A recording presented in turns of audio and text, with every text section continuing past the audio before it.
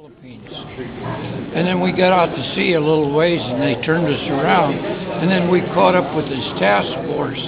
We didn't know where we were going. And then we found out we were going over to Okinawa.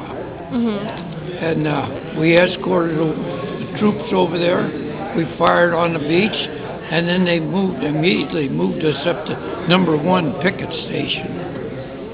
And there was a ship up there that got a hit, and we went up there and relieved her. And we were there for several days. That was on April, I can't remember what, April 4th or 5th. And then we relieved her, and then we run out of ammo and fuel, and then we went back to Kermaretto in Okinawa. And then we went back up there again, and then we got really under air attack. We had a group of officers that would call for help, but they were taking such a beating on the beach that these suicides came over. And what happened was 3 of the suicides hit the ship that I was on, and it broke in half, caught on fire, and then we had to abandon ship. Wow. Yeah. And I have a book at home, and it's hard to believe, but there was 30 men. After the first one hit, we were dead in the water. We were a perfect target, but our radar was going, and the Japanese didn't want us to communicate with the beach, you know. Back on the beach, and the captain said if we get another attack by the kamikazes, everybody was to jump over except the gunner's mates and stay on and swim away from the ship, and then when the attack was over with, come back to the ship. Well, anyway, 30 men swam away from the ship. 30 of them took their life jackets off and drowned. Aww. I got that in a book.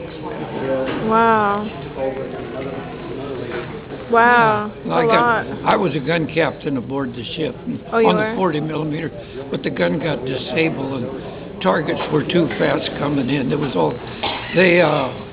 I got a battle report, and they verified there was at least 50 planes in the air around the ship. Wow, that's a lot of planes. Yeah.